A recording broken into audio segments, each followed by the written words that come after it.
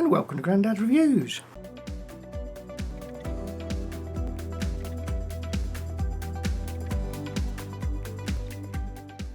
This video a little bit different.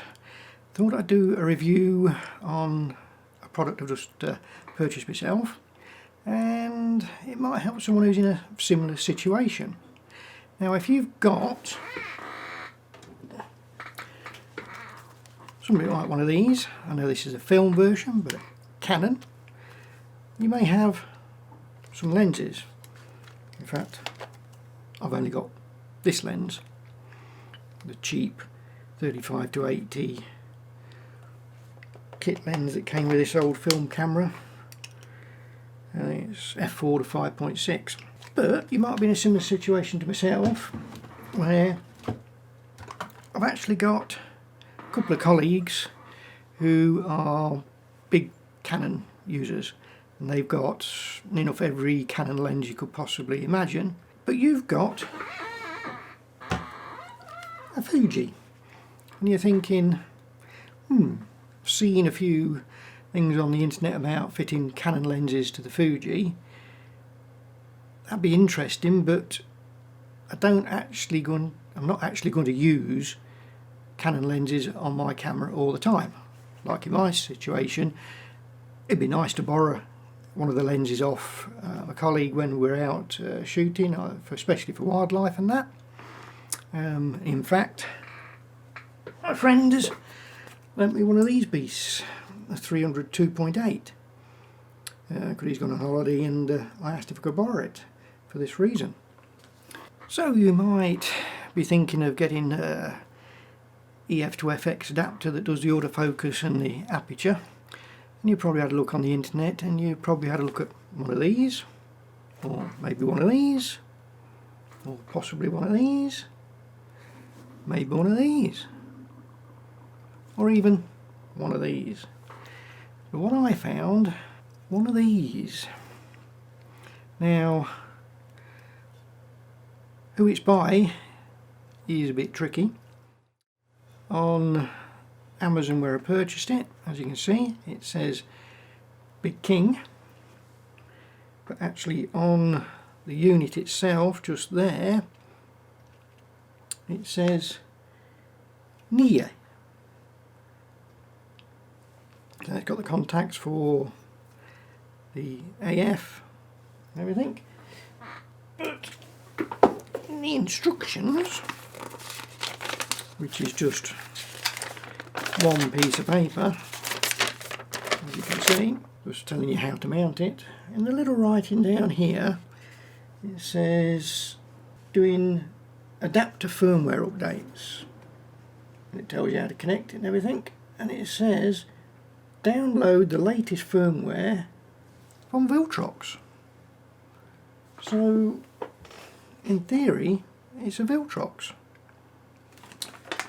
So this is the one I got, and basically paid 50 quid, and I thought, rather than pay all these expensive prices for something I'm only going to use, me personally anyway, maybe once a month, maybe not even that, maybe every 2 or 3 months. So I've only got the one lens. I'm not going to invest in Canon lenses, but as I say, my colleagues have got all this kind of gear, so it'll be interesting. First initial impression, seems well built. It's metal, metal mounts. It's got a foot, removable foot, so it's all metal there. It's got a removable foot here I can take off. So it's quite well built. Now the first problem I found with it though, and this might just be my sample, is I can't do a firmware update. It says connect it to your computer and it will show up as a drive.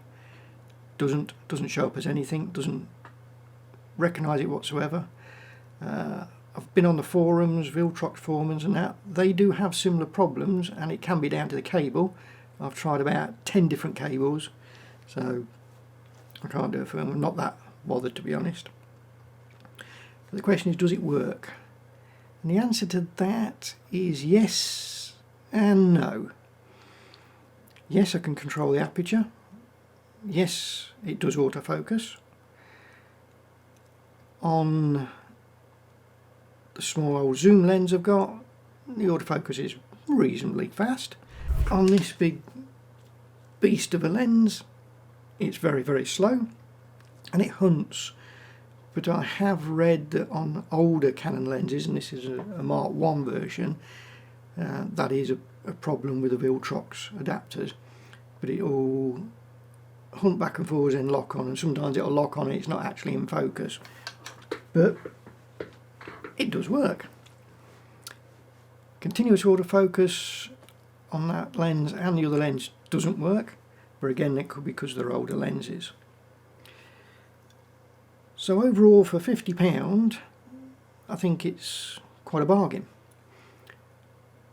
So this is really just a first initial look at this, and what I'm going to do, I'm off to photograph foxes from a hide.